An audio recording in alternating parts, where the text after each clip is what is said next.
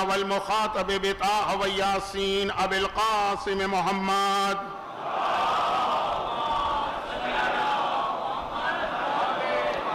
وآله الطيبين الطاهرين الذين أذهب الله عنهم الرجس وطهرهم تطهيرا.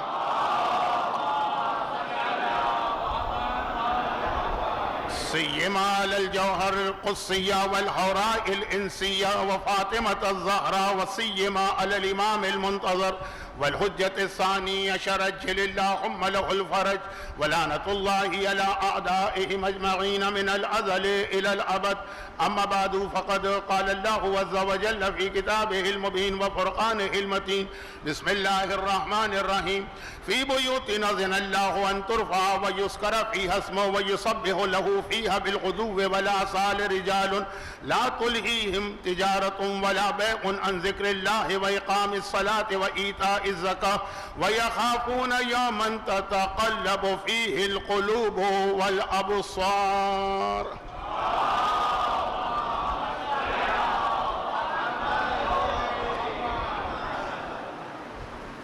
فاطمیہ 1446 ہجری کمیونٹی ویلفیئر آرگنائزیشن کے زیر انتظام شہید حمید بھوجانی ہال میں مجالس کے اس سلسلے کی آج میری تیسری تقریر ہے، اور کل انشاءاللہ بشرط حیات جو میرے ذہن میں موضوع ہے وہ مکمل ہوگا. کچھ باتیں ایسی ہیں کہ مجھے خود عجیب لگ رہا ہے روزانہ اس کو دہرانا، خاص طور پر جب میرے پاس مجلس کا وقت بہت محدود ہوتا چلا جا رہا، لیکن پھر بھی اس کو دہرانا اس لیے پڑ رہا ہے کہ کچھ لوگ نئے بھی آتے ہیں. تو بہت ہی مختصر پہلی گزارش یہ ہے کہ میں بار بار یہ عرض کر چکا ہوں کہ جب تک کہ میری طرف سے اعلان نہ ہو اس وقت تک آپ حضرات آرام سے بیٹھیے. وہ جو ایک طریقہ ہوتا ہے کہ بار بار کہا جائے کہ آگے آئیے آگے آئیے، اس اعلان کی میں کوئی ضرورت محسوس نہیں کر رہا. شاید کل کی آخری مجلس میں شب شہادت کی وجہ سے کچھ مومنین بڑھ جائیں تو کل دیکھیں گے. آپ حضرات کا سلام کبھی کبھار مجھے کسی کا ہاتھ اٹھتا نظر آ جاتا ہے، لیکن میں اپنی مجبوری بتا چکا ہوں، اس لیے اس کو نظر انداز کیجیے.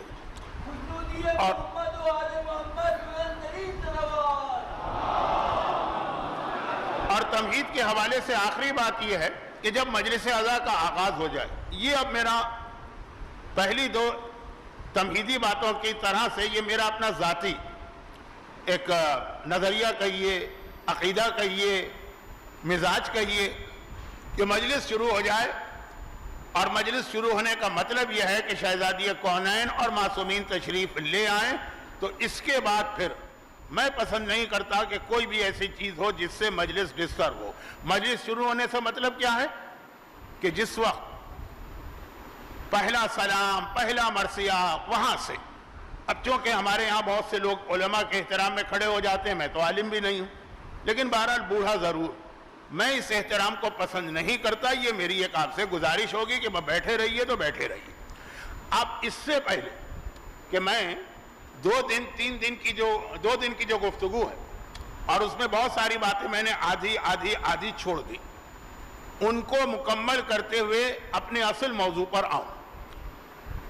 2 دن تو میرا بھی دل چاہ رہا تھا کہ شہزادی کونین کے حوالے سے بات ہو رہی ہے تو عظمت سیدہ، فضیلہ سیدہ، یہ آپ کے سامنے جو میری طاقت میں ہے وہ بیان کروں، ورنہ تو سوائے اللہ رسول کے کوئی عظمت سیدہ کو نہ پہچان سکا ہے نہ بتا سکتا ہے. تو 2 دن تو یہ میری خواہش تھی، میری اپنی. اور آج سے میں اصل موضوع پہ بات شروع کرنا چاہتا ہوں. اس سے پہلے کسی نے ایک سوال کیا ہے، بہت ہی مختصر اس کا جواب، اور پھر وہی آج کل جو ہے نا بہت زیادہ یہ میڈیا کی فتنہ انگیزی اور شر کی وجہ سے بہت زیادہ آدمی کو ڈر اور خوف محسوس ہوتا ہے. اگرچہ میں تو ساری زندگی کبھی کسی ایسی بات سے نہ ڈرا نہ خوفزدہ ہوا، لیکن پھر بھی تو یہ بات جو میں کہنے جا رہا ہوں یہ ہو سکتا ہے کہ کچھ لوگوں کے لیے عجیب بھی ہو، اور کچھ لوگوں کو یہ خود ایسا لگے کہ ایک نیا فتنہ مولانا شروع کر کے جا رہے ہیں۔ میں جا رہا ہوں، کل رات کو میری پرواز ہے، یہاں کے فوراً بعد میں ایئرپورٹ اور پھر بہت دور، لیکن یہ کوئی فتنہ نہیں ہے، ایک فتنہ جو پیدا ہو رہا اس کے حوالے سے ایک گزارش۔ آپ کے ذہن میں جو فتنے آئے ہوں گے وہ نہیں، وہ ایک الگ چیز، اور وہ یہ ہے کہ پہلے جب دنیا بہت چھوٹی تھی، ہر شخص اپنے گاؤں تک، اپنے شہر تک، بہت ہوا تو اپنے ملک تک محدود تھا، اسے یہ پتہ ہی نہیں چلتا تھا کہ باقی دنیا میں خود ہمارے اپنے لوگ جہاں جہاں ہیں صاحبان ایمان، ان کے طریقے کیا ہیں۔ اب دنیا بہت قریب آ گئی، گلوبل ولیج بن گئی ہے۔ مغربی دنیا میں تو ایک بڑا مسئلہ یہ ہو گیا ہے، چاہے وہ یورپ ہو، چاہے وہ نارتھ امریکہ ہو، چاہے وہ اوشیانہ یعنی آسٹریلیا اور نیوزی لینڈ ہو، کہ وہاں مختلف نیشنلٹیز کے یا مختلف خطوں کے لوگ جمع ہو گئے، مثلا پاکستانی، ہندوستانی، ایرانی، عراقی، لبنانی، اب یہ فہرست سے گناؤں گا تو اس میں ہی 5 منٹ نکل جائیں گے، سب الگ الگ علاقے، لیکن وہاں پہ سب جمع ہو گئے، اپنے اپنے ملکوں سے ہجرت کر کے لوگ وہاں پہنچ رہے ہیں۔ تو پہلے تو یہ مسئلہ وہاں شروع ہوا،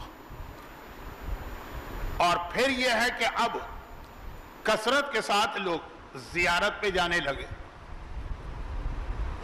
یہ بہت ہی اچھی ایک نشانی ہے ظہور امام کی۔ بس یہ موضوع ایسا ہے کہ ذرا سا میں آگے بڑھا تو آج کی اصل تقریر رہ جائے گی۔ اب جب کثرت سے لوگ زیارت پہ جانے لگے، مختلف تاریخوں میں جاتے ہیں، پہلے تو بڑی بڑی مخصوصیوں میں لوگ جاتے تھے، پہلے سے میری مراد ہے 50 سال 40 سال، اب یہ ہے کہ تقریباً ہر ہفتے ایسے لوگ بھی ہیں جو ہر ہفتے زیارت کے لیے پہنچ جاتے ہیں، 2 دن کے لیے، 3 دن کے لیے، 1 دن کے لیے۔ ویزوں کی آسانی، سفر کا جو وسیلہ ہوتا ہے ٹرانسپورٹ، اس کی آسانی، تو اس سے ایک نئی چیز جو ہمارے ہاں پیدا ہوئی مغربی دنیا میں، اور وہ یہ کہ ہر علاقے کے لوگ معصومین کی ولادت و شہادت کے حوالے سے اپنے علاقے میں جو تاریخ رائج تھی وہ لے کر آئے،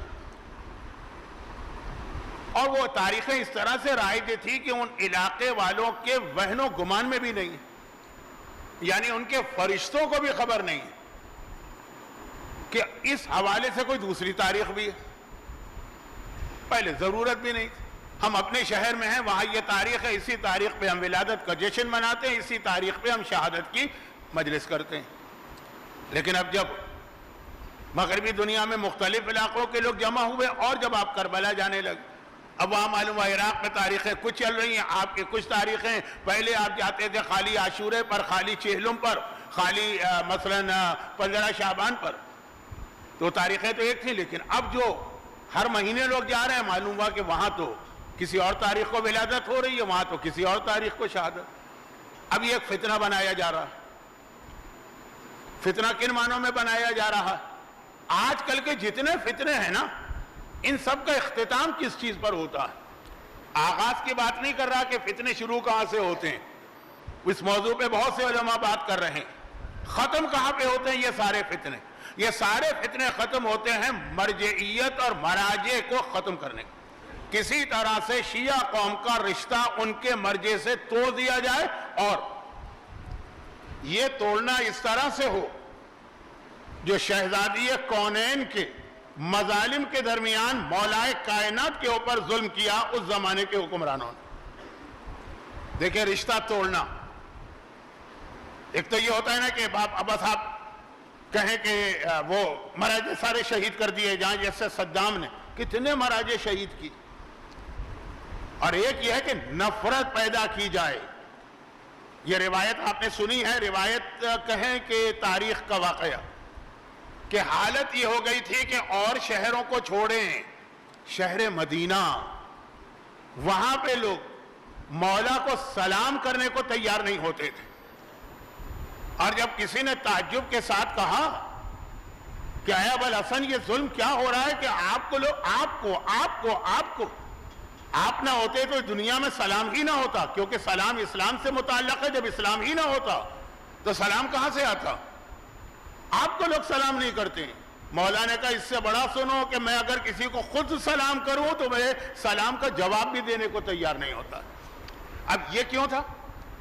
یہ تھا کہ نعوذ باللہ، بہت برا لفظ استعمال کر رہا ہوں، وقت نہیں، علی کے حوالے سے دلوں میں ایسا بغض بٹھایا گیا، ایسی عداوت بٹھائی گئی کہ یہ لوگ مولا سے نعوذ باللہ نفرت کرنے لگے. کہ یہی ایک طریقہ ہے کہ لوگوں کو علی سے دور کیا جائے. اب کہاں مولا، کہاں مراجے، وہ تو بہرحال ان کے غلام ہیں، خود بھی کہتے ہیں کہ ان کے پاؤں کی خاک کے برابر بھی نہیں، لیکن یہی طریقہ آج استعمال ہو رہا کہ خالی یہ نہیں کہ آپ کو مرجعیے سے کاٹ دیا جائے، بلکہ یہ کہ ان کی نفرت آپ کے دلوں میں پیدا کی جائے کہ آپ نفرت کرنے لگے مراجع سے. یہ جتنے بھی الگ الگ فتنے ہمارے ہاں چل رہے ہیں نا، وہ سب کا اختتام اس بات پر ہے. اب میں اس کے اوپر آج بات نہیں کر رہا، ورنہ یہ خود ایک بہت اہم موضوع ہے، آخری زمانے کے فتنے. مگر اب اس میں بات کیا ہوئی؟ بات یہ ہوئی کہ اب آپ عراق گئے، وہاں آپ نے دیکھا کہ شہادت کی کوئی اور تاریخ ہے. جو لوگ خلیجی ممالک میں جاب کر کے آئے ہیں، دبئی وغیرہ، وہاں دیکھا کہ کوئی اور تاریخ ہے. اب آپ آج کے زمانے میں ہر چیز آپ کے اپنے شہر میں آپ کو پتہ چل جاتی ہے. اب دیکھیں مومن کا کتنا بڑا امتحان ہے، یہ لفظ میں ذرا مذاق کے انداز میں کہہ رہا ہوں، کتنا بڑا امتحان ہے کہ جی شہادت کی فلاں تاریخ ہے تو اب اس کے اندر اسے ہر وہ کام چھوڑنا پڑے گا جو خوشی کا ہے. اوہو، اتنا بڑا امتحان. بچے بے چین ہو جا رہے ہیں، جوان تڑپ رہے ہیں کہ کل شہادت کا دن ہے مگر T20 کا میچ بھی ہے. اب شہادت منا لیں گے، آئیں گے، ماتم کریں گے، مجلس کے مصائب سنیں گے، باقی دن دیکھتے رہیں گے کہ اوورز میں کیا ہو رہا ہے، کس پہ چھکا لگا، کس پہ چوکا لگا، کس نے وکٹ لیے ہیں. شہادت کا دن. اور اگر پتہ چلے کہ جی نہیں، یہ شہادت کی تو 4 تاریخیں، ارے ایک تاریخ ہمارے لیے آج کل نبھانا مشکل ہو رہی ہے آج کی دنیا میں. اس مجمع میں وہ بزرگ موجود ہے جن کو پتا ہے کہ پہلے کتنے ہی شیعہ تھے جن کے گھروں میں 2 مہینے 8 دن ٹیلی ویژن نہیں کھلتا. وہ عقیدت کی ایک بہت اعلیٰ منزل تھی جو اسلام ہم سے تقاضا نہیں کرتا، کہتا ہے یہ عقیدت کا مسئلہ. آج این شہادت کے دن کون آدمی ہے جو اس پہ عمل کرے؟ تو اب ایسے ماحول کے اندر جب تاریخیں زیادہ ہوں اور قوم نے دیکھا کہ اس سے تو ہمارے لیے کھیل کود، ڈرامے، سیریل، ساس کے جھگڑے، بہو کے جھگڑے، یہ سب تو کٹے جا رہے ہیں، تو یہ سارا ہمارے علماء، تمام مولوی، یہ مراجع کرام ہے جو قوم میں فتنہ برپا کرتے ہیں. چل رہا تھا، ایک سلسلہ چلتا رہے گا. اب میں اس کی ایک ہی مثال دوں، دیکھیں میں نے بہت وقت لے لیا، لیکن چونکہ شہزادی کونین کی شہادت تو وہ اہم موقع کہ جس کے حوالے سے ہمارے بچے کو بھی پتا ہے کہ کئی تاریخیں، تو میں نے کہا اس موقع سے ایک فائدہ اٹھاؤں اور یہ ایک اصول آپ کو بتا دوں کہ اب میں اس کی ایک واضح مثال دوں. ہندوستان اور پاکستان یہ 2 ملک ہیں. چلے اس کے ساتھ آپ کسی حد تک بنگلہ دیش اور نیپال کو ملا لیں، شیعت تو ہے نا. ہمارے یہاں امام حسن کی شہادت 28 صفر ہے، اور اتنی یقینی تاریخ یہ مانی جاتی ہے کہ جیسے یہ قرآن میں کوئی آیت آئی، کیونکہ ہم جب سے ہوش سنبھالا بچپنے سے، بلکہ ماں کے شکم سے یہ سنتے آئیں. اور ہم کیا، ہم سے پہلے ہمارے والدین، ان کے والدین، اور پوری عرب دنیا کے اندر امام حسن کی شہادت 7 صفر. جب ہم حیران ہو کے کہتے ہیں کہ یہ امام حسن کی نئی تاریخ کہاں سے نکال کے لے آئے، یہ تمام مراجع ہیں جو قوم میں افتراق برپا کرنا چاہ رہے ہیں. تو وہ عرب کے لوگ حیران ہو کے ہم سے کہتے ہیں یہ کون سی قوم ہے جو 28 صفر کی تاریخ منا رہی ہے، تمام تاریخوں میں تو کچھ اور لکھا.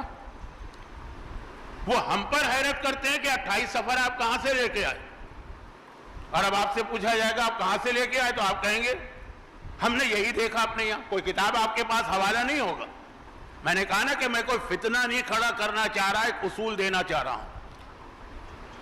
اور ہم جب ان کو وہ ہم کو دیکھتے ہیں تو پوچھتے ہیں، ہم ان کو دیکھتے ہیں تو پوچھتے ہیں. اچھا اب جو لوگ دبئی میں رہ چکے ہیں، جو لوگ شارجہ میں رہ چکے ہیں، ان سے پوچھیں. وہاں پورا کا پورا عرب خطہ 7 صفر کو ہی اس طرح امام حسن کی شہادت کو مناتا ہے نا کہ جیسے اس میں کوئی اختلاف ہی نہیں. اور یہ مسئلے پہلے نہیں تھے. ہم اپنے علاقے میں تھے، اپنی تاریخ منائیں، وہ اپنے علاقے میں تھے، وہ اپنی تاریخ منائیں. لیکن اب جب قریب آ گئے، یورپ میں، امریکہ میں عراقی بھی ہیں، پاکستانی بھی ہیں، اب معلوم ہوا کہ وہ 7 صفر کو یہ منا رہے ہیں، ہمارے یہاں نہیں. ہم 28 صفر کو منا رہے ہیں. وہ حیران ہو کے پوچھتے ہیں کون سی تاریخ. لیکن اب کربلا آپ جاتے ہیں، کربلا میں 7 سفر، اب زیارت کی وجہ سے آپ کو پتہ چل رہا وہاں تاریخ اور پھر جو کربلا سے آتے ہیں تو کچھ لوگ جو وہاں کے ماحول سے بہت متاثر ہیں وہ کہتے ہیں ہم یہاں بھی 7 سفر منائیں گے، آپ کہتے ہیں فتنہ، نہ اس کا مراجع سے تعلق ہے نہ مرجعیت سے تعلق ہے، یہ ہسٹری کا ایک مسئلہ، مگر چونکہ امام حسن کی شہادت پنجتن میں شامل ہے نا، امام حسن ایک بڑی شہادت، پہلے تو خواجہ حضرات 5 شہادتوں میں اپنے کاروبار، جاب، سب چیزوں سے چھٹی لیتے تھے، اب کا مجھے نہیں پتا، لیکن اندازہ یہ ہے کہ جب T20 میچ نہیں چھوڑا جا رہا شہزادی کونین کی شہادت کے دن، جس میں آپ کو کیا ملے گا، تو کاروبار اور تجارت کیسے چھوڑی جائے، اس میں تو آپ کو روپے، پیسے، ڈالر، پاؤنڈ ملیں گے، ایک اندازہ لگا رہا ہوں، مجھے نہیں معلوم۔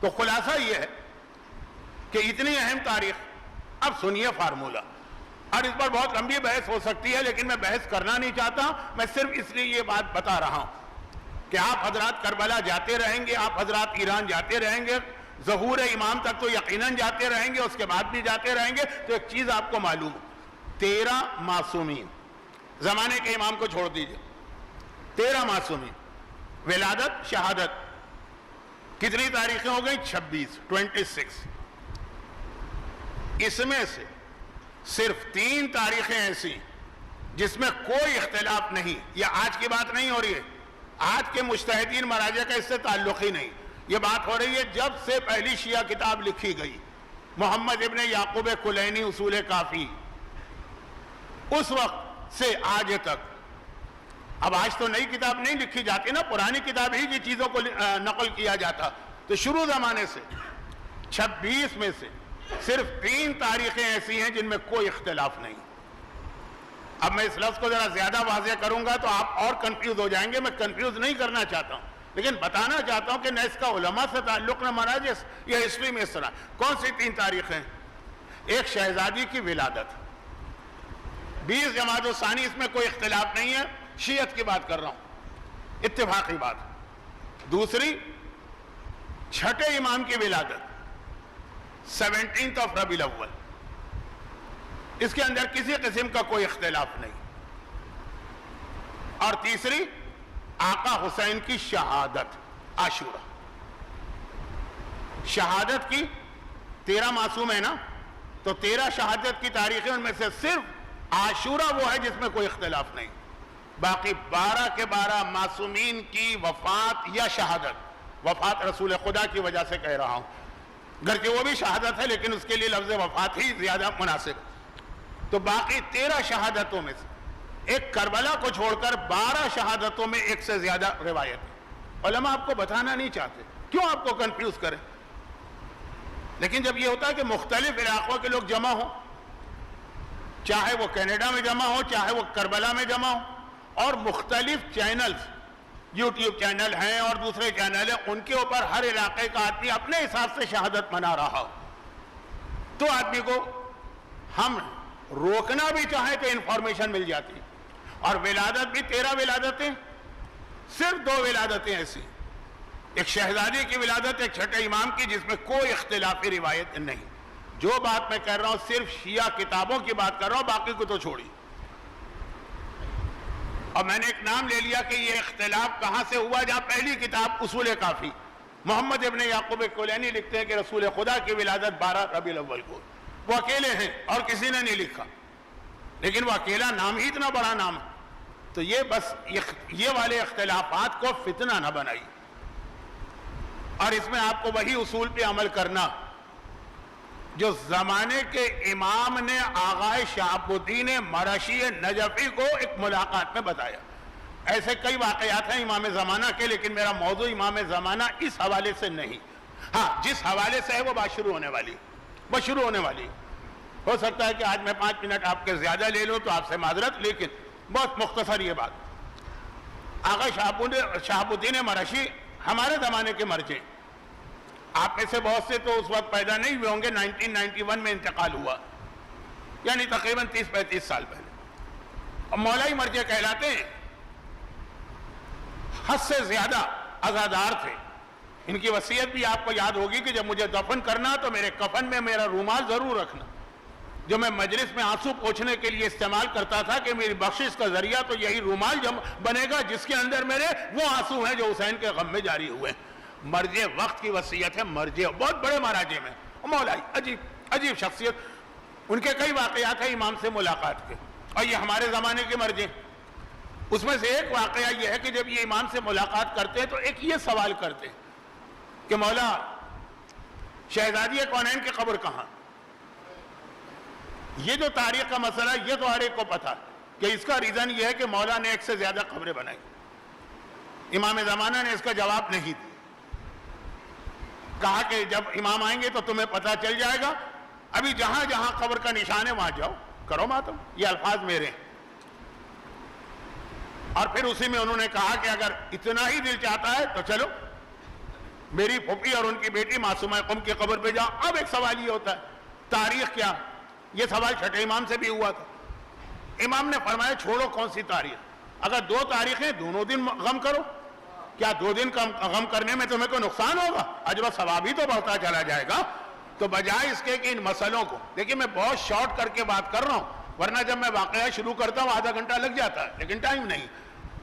تو اب اس کو ایک فتنہ نہ بنائیے. ہاں بہت ساری اور چیزیں ان کو فتنہ بنائیے, اس کے اوپر بحث کیجئے, مگر یہ وہ چیز ہے کہ ہمارے علماء جان بوجھ کے اس پہ خاموش تھے کہ قوم کو کنفیوز کرنے سے کیا فائدہ. لیکن جب ایک کنفیوژن علماء کی طرف سے نہیں, خود بخود چل کے ہمارے علاقوں میں آ رہا, تو پھر اپنے ذہن میں یہ رکھیے گا کہ شہادت کی تاریخیں ایک سے زیادہ کیوں آئی ہیں. وہ بھی آپ کو معلوم ہے کہ دشمنان اہل بیت نے کس طرح سے جھوٹی تاریخیں بھی بنائی ہیں, جھوٹی کتابیں بھی لکھوائی. بس موضوع بدل جائے گا. ہاں یہ سارے مسئلے اگر آپ کو حل کرنا تو اس کا ایک آسان طریقہ ہے. کئی طریقے ہیں, میں آسان طریقہ کیوں نہ بتاؤں. اگر یہ مسئلے آپ کو حل کرنا تو اس کا آسان طریقہ یہ ہے کہ زمانے کے امام کو ظاہر کروا لیجئے, وہ آ جائیں گے تو سارے مسئلے حل ہو جائیں گے. ہمیں ہر امام کی ولادت کی تاریخ بھی معلوم ہو جائے گی, شہادت کی تاریخ بھی معلوم ہو جائے گی, ہر امام کی زیارت بھی نصیب ہو جائے گی.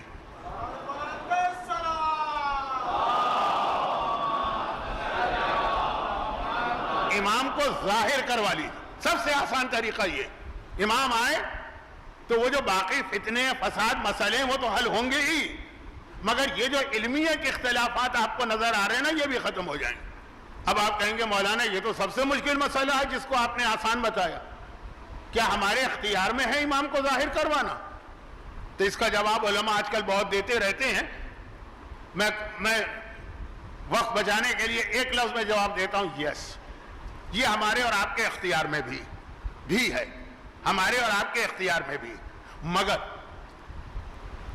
اس اختیار کو وقت سے پہلے استعمال نہ کریں, ورنہ ایسا نہ ہو جسے انگریزی میں کہتے ہیں اینٹی کلائمیکس. مسئلہ الٹا ہو جائے کہ ہم تو امام کو اس لیے ظاہر کروانا چاہتے ہیں کہ ہمارے سارے مسئلے دور ہوں, اور پتہ چلے کہ امام کے ظاہر ہونے کے بعد سب سے بڑا مسئلہ ہم ہی امام کے لیے بن جائیں اور امام کو ہماری گردن پہ تلوار چلانا پڑے. اب یہ روایت بہت پڑھی جاتی ہے, اس لیے میں تفصیل میں نہیں جا رہا. کون سی روایت؟ کہ پہلے لوگ علماء کے گلے کا بوسہ لیتے تھے یہ کہہ کر کہ یہ وہ جگہ ہے جہاں میرے مولا کی تلوار چلنے والی ہے. اب پتہ چلا کہ نہیں, علماء کی گردن پہ تلوار نہیں چلے گی, عام مومنین کی گردن پہ تلوار چلے گی. اور ایک نہیں, 2 نہیں, 2/3, 2/3 اکثریت کسی قوم کو مل جائے تو وہ تو قانون آئین بدلے جاتے ہیں. 2/3 اکثریت. یہ میرا موضوع امام زمانہ نہیں ہے, لیکن شہزادی اور امام زمانہ وہ ملانا تھا نا. تو اب ہر مسئلے کا حل ہے امام زمانہ کا ظہور, مگر امام کا ظہور ہی کہیں ہمارے لیے سب سے بڑا مسئلہ نہ بن جائے. پتہ چلے دنیا کے سارے مسئلے حل ہو گئے امام کی وجہ سے, اور ہم جو اس لیے امام کو بلا رہے تھے کہ ہمارے مسئلے حل ہوں, ہم ہی امام کے لیے سب سے بڑا مسئلہ بن جائیں. یہ بھی حدیث کا جملہ. مولا جب امام ظاہر ہوں گے, آپ کا بیٹا ظاہر ہوگا, تو سب سے بڑا ان کو امتحان مقابلہ کس سے ہوگا؟ غیروں کا نام نہیں لیا, کہا اپنوں سے. اپنوں سے. کون اپنے؟ جو امام کے ظہور کے لیے تڑپ رہے ہیں اور دعائیں کر رہے ہیں. تو سوال یہ کیوں؟ بس اس کا جواب سن لیجئے. اس کے جواب کے لیے آپ کو فاطمہ کے گھر میں چلنا. میں نے روزانہ ایک الگ الگ آیت تلاوت کی شہزادی کے کسی ایک فضیلت کے پہلو کو بتانے کے لیے. پہلے دن میری آیت جو تھی اس کے اوپر بات ابھی رہ گئی ہے, جو آخری مجلس میں ہوگی کہ دین کامل ہوتا ہے، شہزادی کا وجود ضروری ہے. اگر شہزادی کو نہ مانے آپ، یعنی نہ ماننے کا مطلب ہے کہ یہ مانے کہ ہیں رسول کی بیٹی ہیں، بہت افضل ہیں، لیکن شہزادی کے رول کو، ان کے جہاد کو نہ مانے، اسلام نامکمل رہے گا. وہ شہزادی کے مشن کی آیت. کل میں نے آیت تلاوت کی تھی شب قدر والی، وہ شہزادی کی عظمت کا ایک پہلو بیان کرنے والی آیت کہ فاطمہ وہ ہے کہ جس کی عظمت کو سوائے اللہ کے اور رسول کے کوئی نہیں پہچان سکتا. اس میں جتنا میرے لیے ممکن تھا میں نے کچھ پہلو بتایا. آج جو آیت میں نے تلاوت کی ہے نا، اس سے پہلے ایک جملہ کہہ دوں، اور وہ یہ ہے کہ اہل بیت اطہار کے حوالے سے ہمارا عقیدہ صرف یہ نہیں کہ وہ کائنات کی عظیم ترین مخلوق ہے. جو چیز اہل بیت سے متصل ہو جائے، جو چیز اہل بیت سے منسوب ہو جائے، جو چیز اہل بیت سے منسلک ہو جائے، اس چیز کی عظمت بھی بہت بلند ہو جاتی. یہ جملہ اس لیے کہہ رہا ہوں کہ آج اگر ہمارے یہاں ایک طرف بہت زیادہ لوگ عقیدت مند ہیں تو دوسری جانب یہ آوازیں بھی اٹھتی ہیں کہ علم کی اہمیت کیا ہے، تابوت کی اہمیت کیا ہے، ذوالجناح کی اہمیت کیا ہے، گہوارے کی اہمیت کیا ہے، یہ اسلام میں کہاں لکھا. غیر بات کریں تو ٹھیک تو وہ بھی نہیں، لیکن جب اپنے لوگ یہ بات کرتے ہیں تو بتانا پڑتا ہے کہ جو چیز اہل بیت سے منسوب ہو جائے، جو چیز فاطمہ سے منسوب ہو جائے، جو حسین کی عظمت ہے وہی اس گہوارے کی فضیلت ہے کہ جس سے قطرس نے اپنے آپ کو مس کیا تھا. اس لکڑی کی عظمت ہو جاتی ہے کیونکہ یہ حسین سے منسوب ہو چکی ہے لکڑی. یہ والی چیز جو ہے نا، آج تیسرا پہلو ہے. فاطمہ کا جہاد اور مشن، اس کی اہمیت پہلی مجلس، وہ ابھی رہ گئی ہے. فاطمہ کے اپنے فضائل دوسری مجلس. اب فاطمہ سے جو چیز متصل ہو جائے، وہ مثلا کیا چیز، جس گھر میں فاطمہ رہتی ہے خود گھر کتنا اہم گھر بن گیا. گھر، سورہ نور کی آیت میں نے تلاوت کی، فی بیوت. اب یہاں سے میرا اپنا وہ انداز شروع ہوگا جو کراچی چھوڑنے سے پہلے کا میرا انداز تھا. سورہ نور کی آیت، پہلے تو اللہ نے کہا اللہ نور السماوات والارض، اللہ زمین و آسمان کا نور ہے. پھر تھوڑی اس کی تشریح کی، مثلا نور ہی کا مشکات. پھر کہا کل مصباح المصباح المصباح فی الزجاجہ. آیت ہی کو پڑھنے جاؤں گا تو مجلس کا وقت ختم ہو جائے گا، تو وہ تو میرا موضوع نہیں. اللہ زمین و آسمان کا نور ہے، ایک چراغ کی مانے. اب قرآن نے کہا یہ نور خدا ہے کہاں؟ فی بیوت، ایسے گھروں میں، اذن اللہ، گھروں میں. اب اگر اتنی بات کہے کہ اللہ خاموش ہو جاتا تو ہر آدمی اپنے گھر کو سامنے رکھتا ہے، یہ وہ گھر. قرآن نے اس گھر کی 4 خاصیتیں بتائیں. کہا اذن اللہ ان ترفع، پہلی اس گھر کی پہچان یہ ہے کہ اللہ نے یہ حکم دیا ہے کہ اس گھر کو بلند کیا جائے. وہ عظیم ترین گھر ہے، ترفع، بلند کیا جائے. پہلی بات. یذکر فی اسم اللہ، اور اس میں ذکر خدا، اس میں اللہ کا ذکر ہوتا ہے. فی بیوت اذن اللہ ان ترفع ویذکر فیہا اسمہ. اس گھر کی دوسری پہچان یہ ہے کہ اس میں ذکر خدا ہوتا ہے. گانے کے کیسٹ نہیں چلتے، بیہودہ فلمیں نہیں دیکھی جاتی، یوٹیوب کے اوپر اور واٹس ایپ کے اوپر ولگر قسم کے میٹر کو نہیں دیکھا جاتا ہے. گھر کی دوسری خاصیت یہ کہ اس میں ذکر خدا ہوتا ہے. اس گھر کی تیسری خاصیت یہ، خالی ترجمہ کر رہا ہوں کہ تفسیر میں جاؤں گا تو ماہ رمضان کی 5 تقریریں چاہیے. اصل منزل کوئی اور ہے جہاں پہ آپ کو لے جانا. کون سا مسئلہ؟ اگر زمانے کے امام آ گئے تو ایسا نہ ہو کہ ہم ہی ان کے لیے مسئلہ بن جائے. وہاں تک پہنچانا ہے آپ کو، تو سنیے پہلے آیت کا ترجمہ. وَيُذْكَرُ فِيهَا اسْمُهُ، اور اس میں اللہ کا نام لیا جاتا. فی بیوت اذن اللہ ان ترفع ویذکر فیہا اسمہ. اور پھر قرآن کریم یسبح لہ فیہا بالغدو والآصال، تیسری خاصیت بتا رہا. یہ وہ گھر ہے جس میں ہر غدو اور آصال، صبح و شام، مارننگ اینڈ ایوننگ، اللہ کی پاکیزگی اور تسبیح بیان کی جاتی ہے. رجال، اور آخری بس یہ ہے ہمارا آپ کا موضوع، رجال. اور اس گھر کی چوتھی خاصیت یہ ہے کہ اس میں کچھ ایسے لوگ رہتے ہیں. 4 باتیں دیکھو. بلند گھر کون سا ہے؟ وہ کون سا گھر ہے جہاں ہر وقت ذکر خدا ہوتا ہے؟ وہ گھر کون سا ہے جہاں ہر وقت اللہ کی پاکیزگی بیان ہوتی ہے؟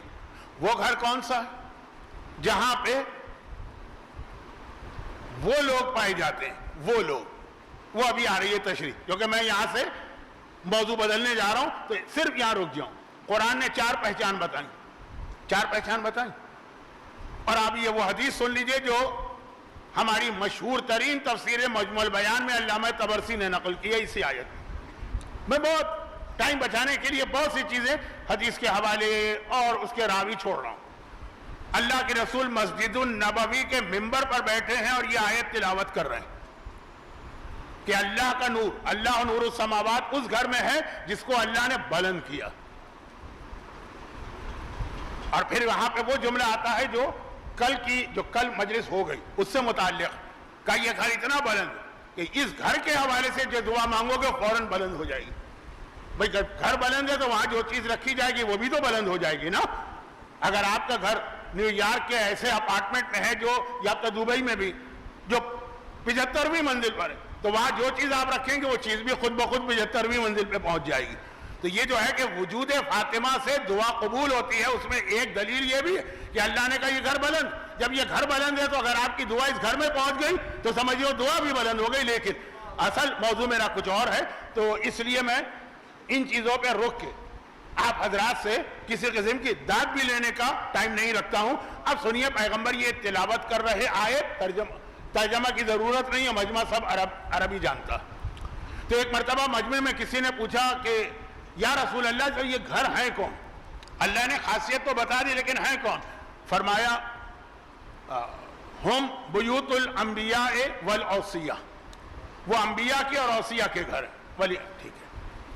حضرت ابوبکر تفسیر مجمع البیان وہ کھڑے ہوئے اور انہوں نے ایک مرتبہ ہاتھ سے اشارہ کر کے، اب پیغمبر ممبر پہ بیٹھے ہیں، حجرہ فاطمہ کدھر ہوگا؟ نہیں، ادھر ہوگا. ادھر جو مسجد نبوی میں گئے نا، ممبر پہ اگر کوئی بیٹھے، میرے ذہن میں کنفیوژن آ گیا کہ اگر کوئی ممبر کی طرف رخ کر کے بیٹھے جیسے آپ بیٹھے تو ادھر میرا ہاتھ چلا گیا. نہیں، ممبر پہ بیٹھے جی، یہ حجرہ فاطمہ، اتنا ہی فاصلہ بھی ہوگا جیسے یہاں سے اس دروازے کا. حضرت ابوبکر نے اشارہ کیا اور کہا کہ یا رسول اللہ کیا یہ گھر بھی اس میں شامل ہے؟ جو آپ نے کہا نا کہ وہ بلند گھر جن کی قرآن تعریف بھی کر رہا ہے، یہ کہہ رہا ہے اس میں نور ہے اللہ کا، تو وہ انبیاء اور اوصیاء کے گھر ہے، تو کیا یہ گھر اس میں شامل ہے؟ پیغمبر کا جملہ یہ تھا کہ نام ہوا من افاضلھا، یہ بھی شامل ہے، بلکہ سب سے افضل گھر تو یہی ہے جو اس آیت میں شامل ہے. اب یہ گھر اتنا افضل کیوں ہوا؟ اینٹوں کی وجہ سے، لکڑی کی وجہ سے، جو اس کے اندر جو بھی اس زمانے کا پلاسٹر یا سیمنٹ ہوگا اس کی وجہ سے؟ جی نہیں، وجود سیدہ کی وجہ سے. کہا یہ انبیاء کے گھر سے افضل ہو گیا، یہ اوصیاء کے گھر سے افضل ہو گیا. نام ہوا من افاضلھا، یہ سب سے افضل گھر ہے اس کائنات میں سیدہ کے وجود کی وجہ سے. تو قرآن نے سیدہ کا بھی قصیدہ پڑھا، سیدہ کے گھر کا بھی قصیدہ پڑھا، لیکن اس کے بعد ایک سخت بات کہہ دی ہمارے اور آپ کے لیے. اس گھر کی پہچان بتاتے ہوئے قرآن نے کہا یہ وہ گھر، رجالون، اس میں وہ لوگ. کون لوگ ہیں؟ کہ ان کو پہچانو. ان میں 4 باتیں ہیں. گھر کی 4 پہچان، پھر جو گھر میں لوگ ہیں ان کی 4 پہچان. لا تلہیہم تجارت ولا بیع عن ذکر اللہ، کبھی بھی مال و دولت، تجارت اور خرید و فروخت ان کو ذکر خدا سے نہیں روک سکتی. کتنا ہی بڑا، اب آپ میں سے کافی لوگ بزرگ بھی نظر آ رہے ہیں، گجراتی میں ایک لفظ استعمال ہوتا ہے روکڑا. کتنے ہی لوگ ہیں کہ جہاں روکڑے کا مسئلہ آتا ہے وہاں نہ دین یاد رہا، نہ نماز یاد رہی، نہ واجبات یاد رہے، نہ شریعت یاد رہی. ڈالر اور پاؤنڈ کی بات آتی ہے، اب آج کے بچوں کو روکڑا کیا سمجھ میں آئے گا؟ ان کی سمجھ میں تو ڈالر اور پاؤنڈ آئے گا. کہا اس گھر میں وہ لوگ ہیں جو ڈالر پاؤنڈ یعنی تجارت اور بیع، دونوں میں ایک فرق بھی ہے لیکن وہ فرق بتانے کی ضرورت نہیں. وہ لوگ ہیں کہ جو ذکر خدا سے نہیں رکتے ہیں، چاہے کتنی ہی بڑی تجارت اور کتنی ہی بڑی بیع کیوں نہ ہو. سورہ جمعہ کی آخری آیت میں کیا؟ سورہ جمعہ کی آخری آیت میں وہ پیغام ہے جو کل کے T20 میچ کے لیے، وَإِذَا رَأَوْا تِجَارَةً أَوْ لَهْوًا انفضوا علیہا. اے رسول یہ تمہارے پیچھے کھڑے ہوئے لوگ ایسے جہاں پیسے کی بات آ جائے، کھیل تماشے کی بات آ جائے تمہیں چھوڑ کے بھاگ جاتے ہیں. کل بھی کوئی کھیل تماشا ہونے والا، لیکن اس کو چھوڑ دیجئے. کئی بار میں نے بات دہرا دی لیکن بہت مختصر رکھی. قرآن کہہ رہا حجرہ فاطمہ میں، فاطمہ کے گھر میں وہ لوگ ہوتے ہیں. ہمیں اور آپ کو اس گھر میں داخلے کی اجازت ملے گی؟ نہیں ملے گی جب تک کہ یہ 4 شرطیں پوری نہ کرو. اور یہ بھی یاد رکھیے گا کہ فاطمہ کا ایک گھر دنیا میں، ایک گھر جنت میں. پوری جنت فاطمہ کا گھر. بھئی جنت فاطمہ کو مہر میں اللہ نے عطا کی تھی نا، پوری جنت فاطمہ کا گھر. تو اللہ بتا رہا ہے کہ فاطمہ کے گھر کو پہچانو. اگر تم میں یہ باتیں ہیں تو تم فاطمہ کے گھر میں جا سکتے ہو، چاہے اس دنیا کا گھر ہو چاہے جنت کا گھر ہو. کیا باتیں؟ پیسے کی محبت دل میں نہ ہو، یہ پیسہ تمہیں ذکر خدا سے نہ روکے. کسی نے کہا یا رسول اللہ اب یہ حدیثیں پڑھنے کا وقت نہیں، ورنہ بڑی اہم حدیثیں ہیں، وقت نہیں ہے بہت جلدی. نہیں، امام سے پوچھا کہ جی وہ ایک فلاں آدمی ہے جس نے یہ آیت پڑھی، یہ آیت، اس نے تجارت بے سب کو چھوڑ دیا اور وہ گھر میں بیٹھ گیا، ذکر خدا کی ایک 1000 دانے کی تسبیح لے لی. کہا واہ ہو اس کے اوپر، کیسا شیطان نے اس کو بہکایا. قرآن یہ کوئی تھوڑی کہہ رہا ہے کہ تجارت نہ کرو. کہا تجارت کرو مگر یہ پیسہ تمہیں ذکر خدا سے نہ روکے. وہ تجارت کرو جو ذکر خدا کے ساتھ ہو. میں کسی منزل پہ آپ کو لے جا رہا ہوں، میں وہ جملہ نہیں کہوں گا کہ نہیں سمجھے آپ، اگر نہیں سمجھے تو میری غلطی ہے، آپ کی غلطی نہیں، لیکن ابھی آپ ٹھہر جائیے. پھر معصوم نے کہا کیا ہمارے جد رسول خدا سے بڑا کوئی تاجر تھا؟ یہی تجارت تو سبب بنا تھا وجود فاطمہ کا. بھئی تجارت ہوئی تو جناب خدیجہ نے پیام دیا، جناب خدیجہ نے پیام دیا تو شادی ہوئی، شادی ہوئی تو فاطمہ اس دنیا میں آئی ہیں. تو ہمارا جد تجارت کر رہا. اگر تجارت بنا ہوتی، قرآن کہیں نہیں کہہ رہا. دیکھیں یہ ہیں الٹی کھوپڑی کے لوگ جو اپنی عقل سے قرآن سمجھنا چاہتے ہیں، نتیجے میں قرآن سمجھنے کے بجائے قرآن کے خلاف ہو جاتے ہیں. جلدی جلدی فاطمہ کے گھر میں کون جائے گا؟ آپ کو جانا تو سن لیے اصول، قرآن ہے، آیت ہے. کہا کہ ذکر خدا یہ ان کو ختم نہیں کرتا، روکتا نہیں ہے. تجارت ان کو نہیں روکتی، تجارت میں نے پیسہ، اسی لیے تجارت کے ساتھ لفظ بے بھی ہے. اور وہ اقام الصلاۃ، اور یہ روپے پیسے کی محبت ان کو نمازوں سے نہیں روکتی. وہ ایتاء الزکوٰۃ، یہ روپے پیسے کی محبت ان کو زکوٰۃ سے نہیں روکتی. دیکھیں کتنے ہی لوگ ہیں جو بڑے پابند نماز تھے، خمس کے نام پہ ان کی جان نکلتی. اور اب اگر کسی طرح سے خمس دیتے بھی ہیں نا تو ان کا طریقہ کار سمجھ لیجیے، کوشش کرتے ہیں جتنا خمس مرجے کو دیں اس سے زیادہ واپس مرجے سے کھینچ لیں. کسی کو پرمیشن چاہیے، کسی کو اجازت چاہیے، کسی نے کہ اپنے پروجیکٹ چل رہے ہیں، اس میں اچھے لوگ بھی. لیکن کتنے ہی لوگوں کی نیت صرف اس لیے ہے کہ اتنا خمس نکل رہا ہے، خمس دیے بغیر خمس دینے والوں میں نام لکھوا لو. بہت اہم موضوع ہے لیکن ٹائم میرے ہاتھ سے نکل رہا. قرآن نے کہا وجود فاطمہ نہیں، فاطمہ کے گھر میں وہ لوگ ہیں، چاہے وہ دنیا کا گھر ہو چاہے جنت کا گھر ہو، جو ایتاء الزکوٰۃ، دولت کی محبت ان کو زکوٰۃ ادا کرنے سے نہیں روکتی. بھائی کیوں نہیں دیتا یہ آدمی زکوٰۃ؟ کیوں نہیں دیتا یہ آدمی خمس؟ کیوں نہیں دیتا یہ آدمی فطرہ؟ فطرہ تو خیر آج کل ہر ایک دے دیتا، مگر کیوں نہیں یہ آدمی رد مظالم کرتا؟ کیوں نہیں یہ آدمی مال مجہول المالک کا جو حق ہے وہ ادا کرتا؟ لوگ کہتے ہیں مولانا حق تو بعد میں ادا کریں، ہم کو تو یہی پتہ نہیں مجہول المالک کون ہے. اس گھر میں رہنے والے اپنے مالی واجبات دولت کی محبت میں نہیں روکیں گے. اور اب آ جائیے آج سے 50 سال پہلے کا وہ صادق حسن جو ڈراکولا آف اسلام کہلاتا تھا اور ابھی بھی کہلاتا ہوگا، جو قبر والا باپو کہلاتا تھا اور آج بھی کہلاتا ہوگا. اور قرآن کہتا ہے اس گھر میں جو لوگ رہتے ہیں، کون سے گھر میں؟ فاطمہ کے. یخافون یومن، یہ ڈرتے ہیں اس دن سے، تتقلب فیہ الابصار قلوب والابصار، وہ دن جس دن انسان کا دل اور آنکھیں پھر کے رہ جائیں گی. اتنا یہ خوفزدہ ہوتے ہیں اس دن کے تصور سے. یہ فاطمہ کا گھر ہے، فاطمہ کے گھر میں رہنے والے کون ہیں؟ خود شہزادی، کون ہے مولا، کون ہے حسن، کون ہے حسین. ان کی حالت یہ ہے، قرآن بتا رہا ہے، یہ قرآن رپورٹ کر رہا. کوئی ضعیف حدیث نہیں ہے، کوئی تاریخ نہیں ہے کہ یہ لوگ قیامت سے اتنا ڈرتے ہیں. یخافون، خوف. لوگ کہتے ہیں مولانا ہمارے مولویوں کا عجیب طریقہ ہے، جو ہے آ کے اللہ سے ڈراتا. اللہ ڈرا رہا ہے، تو مولوی نہیں ڈرا رہا. اور کہا کہ یہ لوگ اللہ سے ڈرتے ہیں یومن، اس دن کو یاد کر کے جو دن اتنا خوفناک ہوگا کہ آنکھیں پھٹ کے رہ جائیں گی، دل بدل کے رہ جائیں گے. اور خالی یہ نہیں، اب یہ بات آ گئی ہے تو ایک آخری بات کہہ کے پھر اصل موضوع پہ آؤں. دعا کریں کہ اصل موضوع پہ آتے آتے تقریر کا وقت ختم نہ ہو جائے، کم از کم شروع ہو جائے اصل موضوع. ہمارے یہاں وجود سیدہ کے حوالے سے، فضیلت سیدہ کے حوالے سے اہم ترین جو آیتیں پڑھی جاتی ہیں، ورنہ تو آیتوں سے بھرا پڑا ہے قرآن، لیکن اہم ترین ہے سورہ دہر، حل عطا. ہر مومن کو پتا کہ سورہ حل عطا یا سورہ دہر، جب وہ وَيُطْعِمُونَ الطَّعَامَ عَلَىٰ حُبِّهِ مِسْكِينًا وَيَتِيمًا وَأَسِيرًا، 3 دن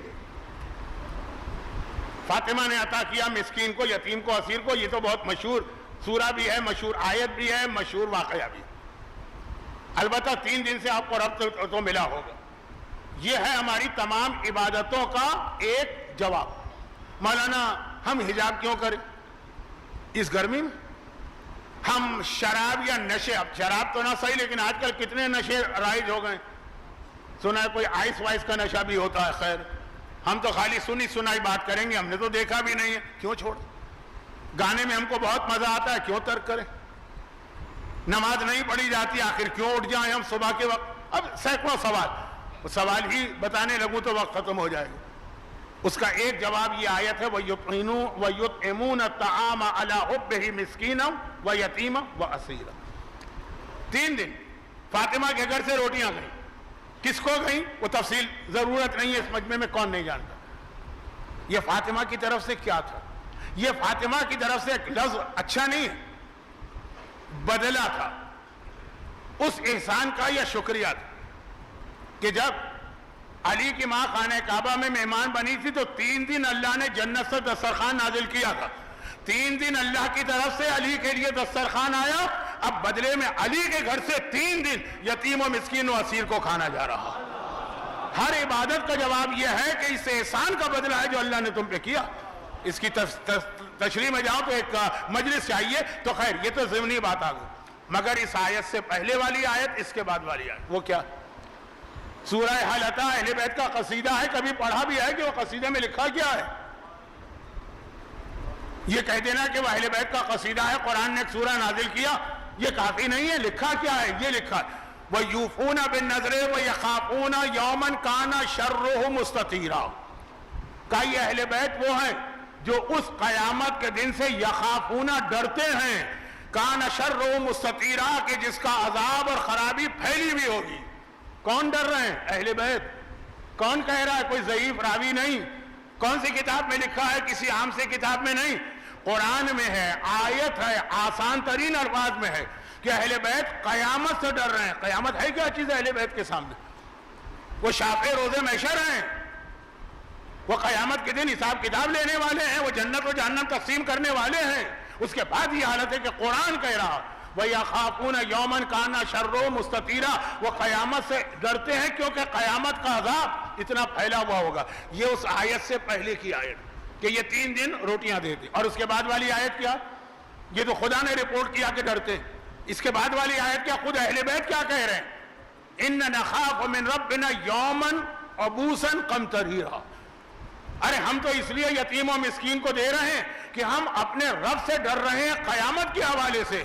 وہ قیامت کانا ابوسا، ابسا و تولا قرآن کا ایک سورہ بھی ہے. جس دن چہرے پہ ہوائیاں ہو جائیں گی، چہرے بگڑ کے رہ جائیں گے اس عذاب کو دیکھ کر. عذاب ہم پہ نہیں آ رہا ہے، خالی دیکھ کر. بہت ساری خوفناک چیزیں آپ دیکھتے ہیں، وہ آپ پہ نہیں آ رہی خالی دیکھنے سے.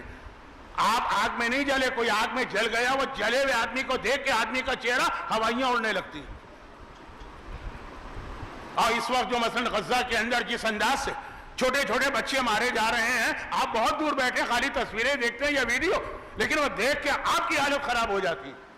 ایسے ہی کہ میں بہت سے لوگوں کو جانتا ہوں جو ہمدردی رکھنے کے باوجود نہ وہ تصویریں دیکھتے ہیں نہ وہ ویڈیو دیکھتے ہیں کہ مولانا ہم سے برداشت نہیں ہو رہا، دیکھا نہیں جا رہا. قرآن کہہ رہا ہے قیامت کا دن ایسا ہے ابوسن قمطريرا، چہرے پہ ہوائیاں اڑیں گی، چہرے بگڑ جائیں گے. وہ تو ٹھیک ہے، وہ ٹھیک ہے. قرآن اصل یہ نہیں کہہ رہا، اصل یہ کہہ رہا کہ اہل بیت یہ کہہ رہے ہیں کہ ہم اس دن سے ڈر رہے ہیں. اہل بیت تو اس دن سے اتنا ڈریں کہ ایک طرف قرآن ان کے بارے میں کہے کہ یہ اس دن سے ڈر رہے ہیں، خود وہ کہیں کہ نخاف من ربنا یومن، ہم قیامت سے ڈر رہے ہیں. اور سورہ نور میں قرآن بتائے کہ فاطمہ کے گھر کے اندر وہ جاتے ہیں جو یخافون یومن تتقلب فیہ القلوب والابصار، جو خوف قیامت رکھتے ہیں. اب فاطمہ کے گھر میں داخلہ چاہیے تو یہ 4 باتیں یاد رکھیے گا. مال کی محبت دل میں نہیں ہونا چاہیے، نمازوں میں کوئی کوتاہی نہیں ہونا چاہیے، مالی واجبات کی ادائیگی میں کمی نہیں ہونا چاہیے، اور قیامت کا خوف دل سے نہیں نکلنا چاہیے.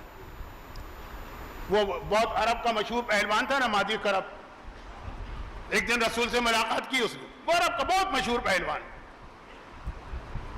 جیسے ہمارے زمانے میں بھولو پہلوان پاکستان میں بہت مشہور تھے بچپنے میں.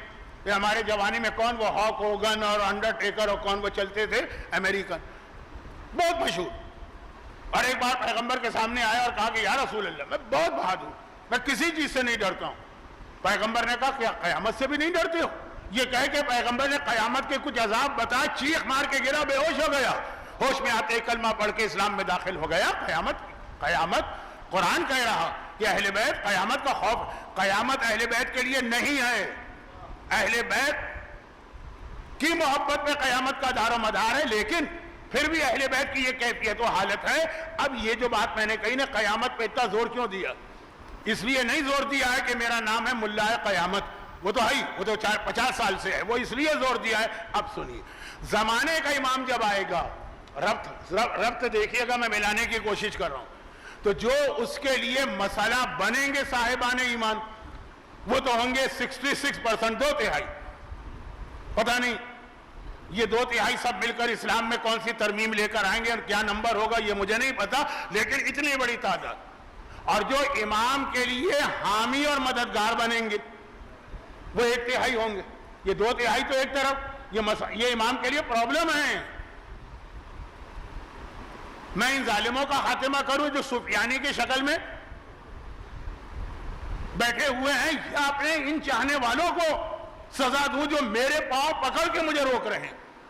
یہ سب جملے تشریح چاہتے ہیں، وقت نہیں ہے، اب تو مصائب کا وقت آ گیا، لیکن یہ جملہ آج کا سن جائیے، ہو سکتا ہے کل آپ نہ آ سکیں، آج کی مجلس کے بعد کل کون آئے گا؟ نہیں، میں ضرور آؤں گا انشاءاللہ اگر زندہ رہا زندگی۔ اب خلاصہ یہ ہے کہ ادھر 1/3 جو ہے وہ امام کے ساتھی ہوں گے، مگر وہ 1/3 بھی فوراً نہیں ہوں گے، فوراً 313 ہوں گے نا۔ اب وہ 313 کی خاصیت کیا، ان کی کوالٹی کیا؟ قرآن نے بتایا فاطمہ کے گھر میں جانا ہے، چاہے دنیا کا گھر ہو چاہے جنت کا گھر ہو۔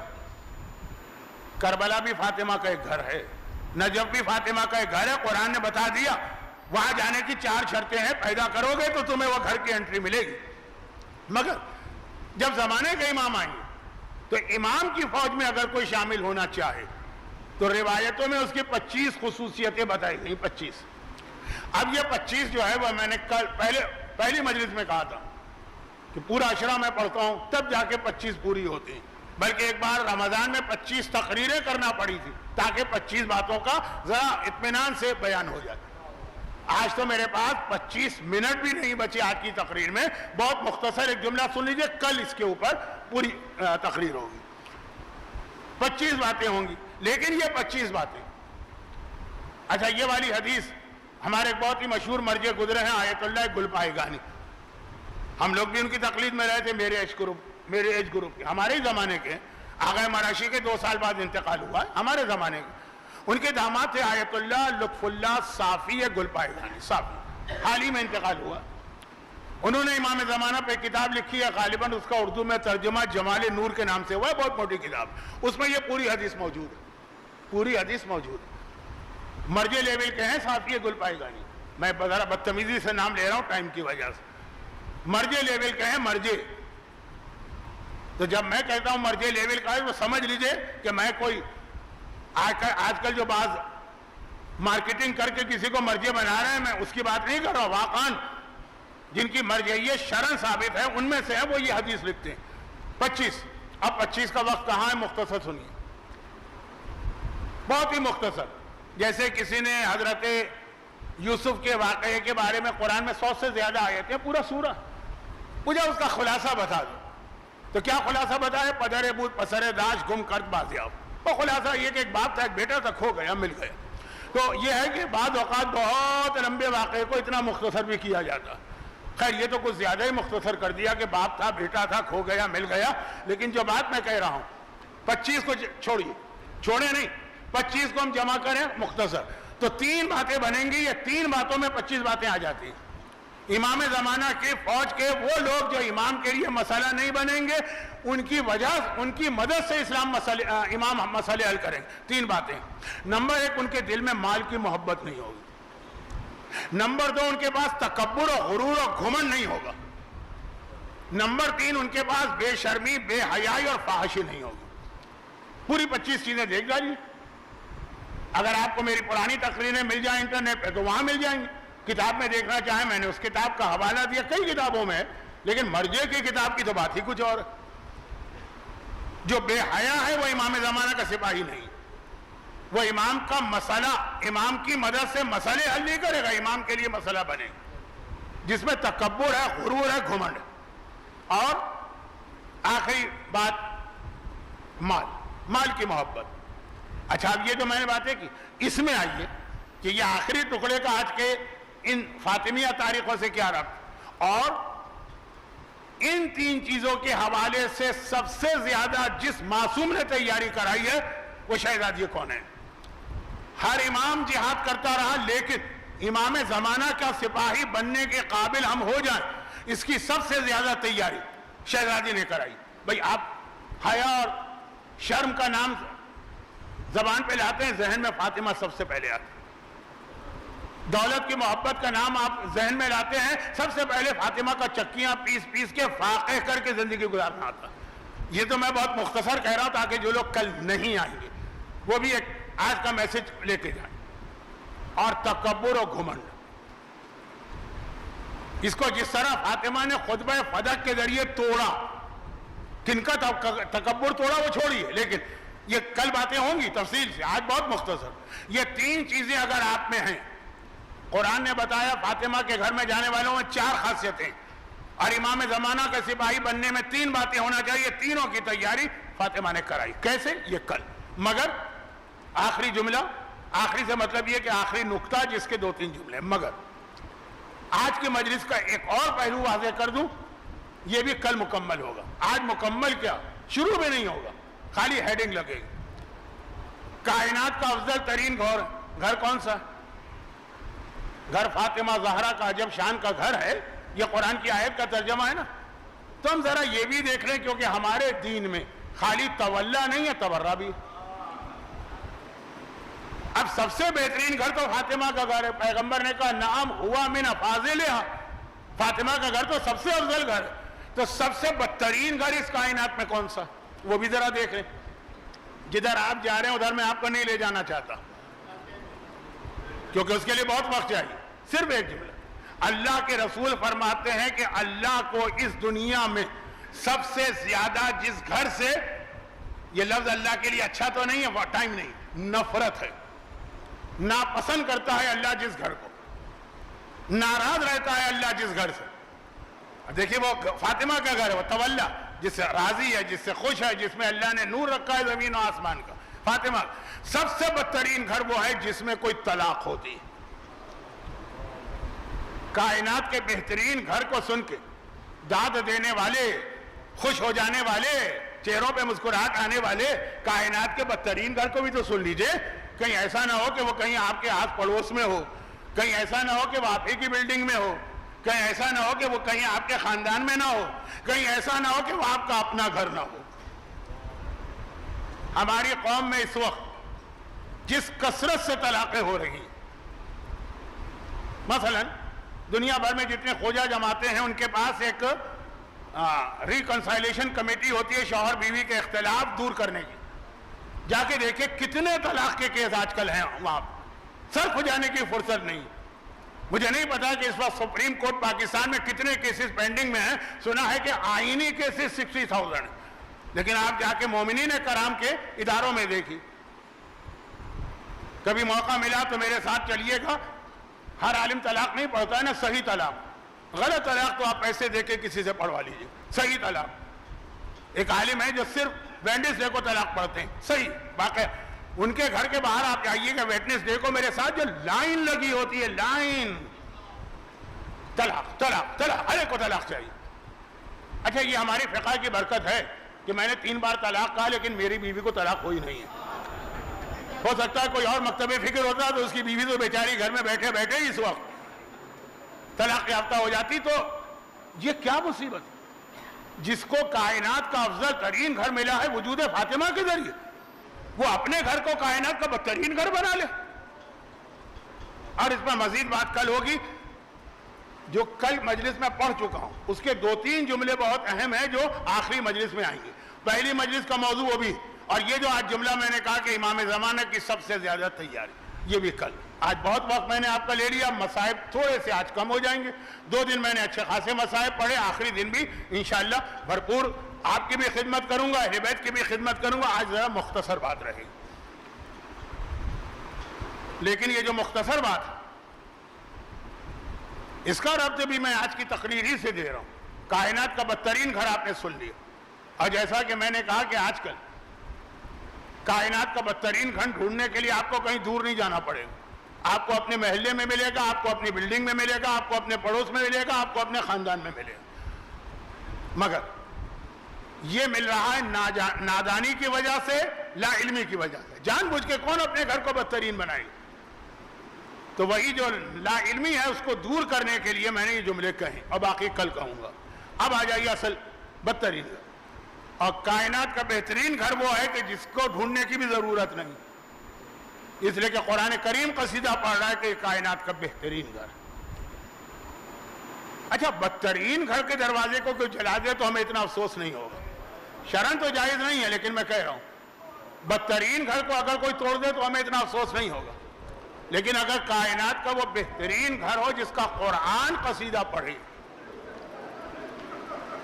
قرآن یہ کہے کہ اس میں زمین و آسمان کا نور ہے، اس گھر کو اگر کوئی جلا رہا، اس گھر کے دروازے کو کوئی نظر آتش کر رہا، اس گھر میں کوئی زبردستی داخل ہوا جا رہا، وہ کتنا بدترین انسان ہوگا جو کائنات کے بہترین گھر پر وہ ظلم کر رہا ہے، جس ظلم کے نتیجے میں فاطمہ جو زخمی ہوئی ہیں تو اپنی شہادت کی دن تک زخمی رہی ہیں، جو کل کی روایت میں نے پڑھی تھی نا، آج اسی سے مصائب آگے بڑھاؤں گا۔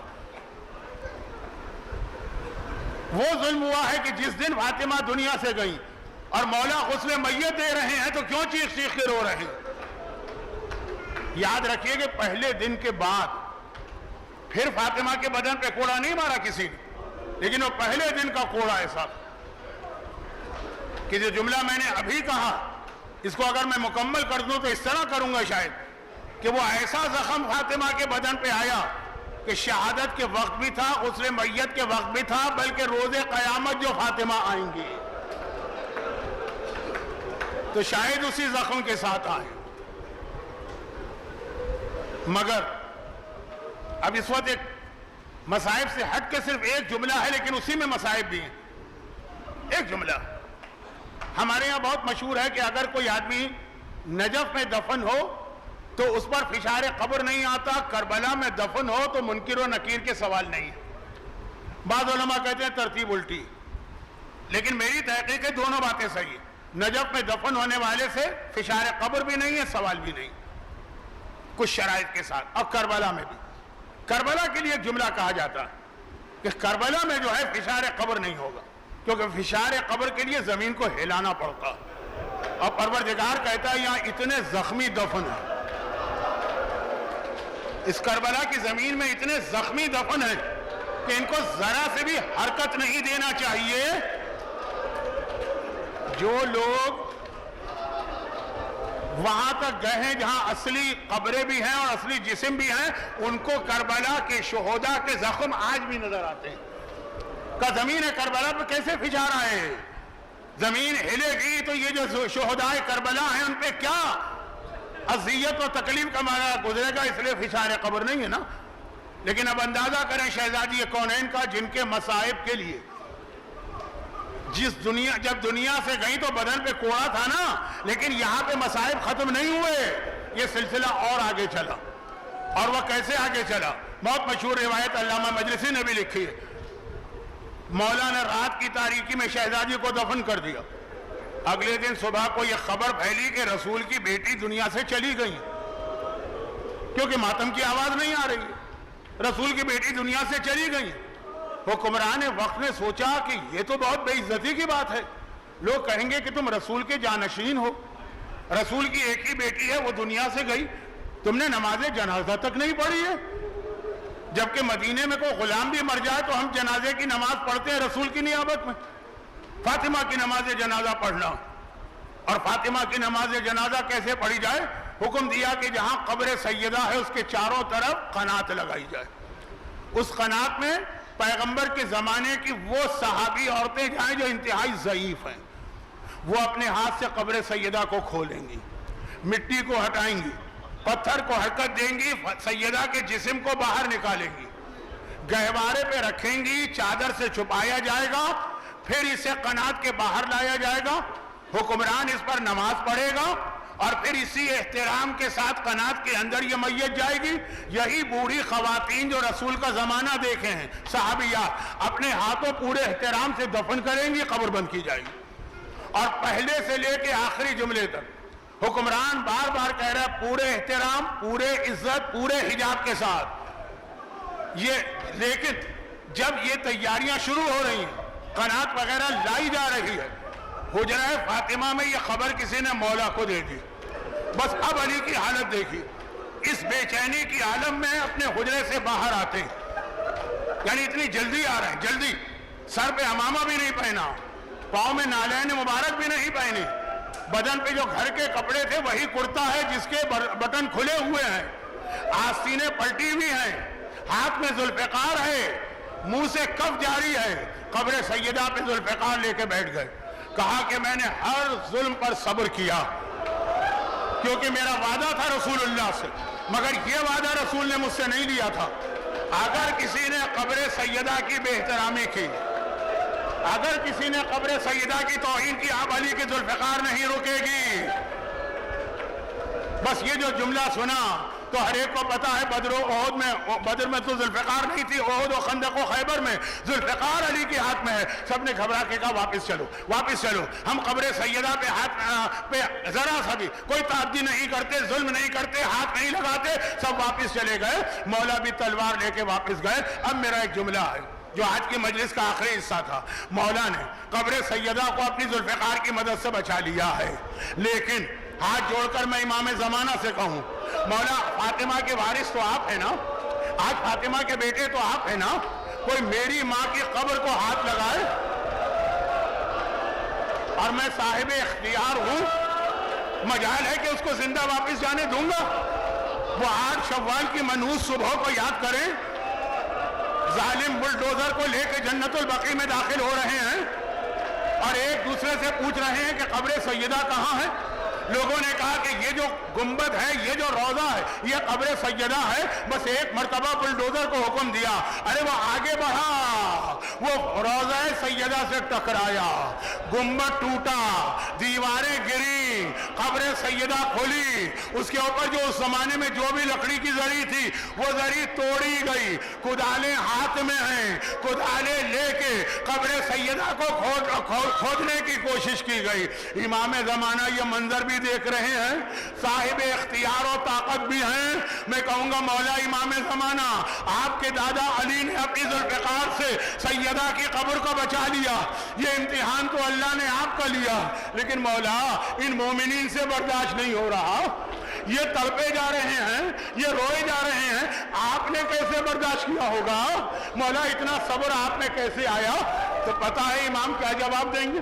ارے میرے زمانے کا امام ایک ہی جملہ کہے گا، کون غیرت مند بیٹا اس وقت صبر کر سکتا ہے؟ لیکن جب میں نے کربلا پہ نگاہ ڈالی اور اپنے دادا سجاد کو دیکھا جس کی آنکھوں کے سامنے اس کے بابا کے لاشے پر گھوڑے دوڑ رہے ہیں، لاشیں گھوڑوں تلے پامال، آقا سجاد نے صبر کیا تو میں نے بھی اپنی دادی کی قبر کے ظلم پہ صبر کیا۔ الا ولعنت اللہ علی اعدائہم اجمعین۔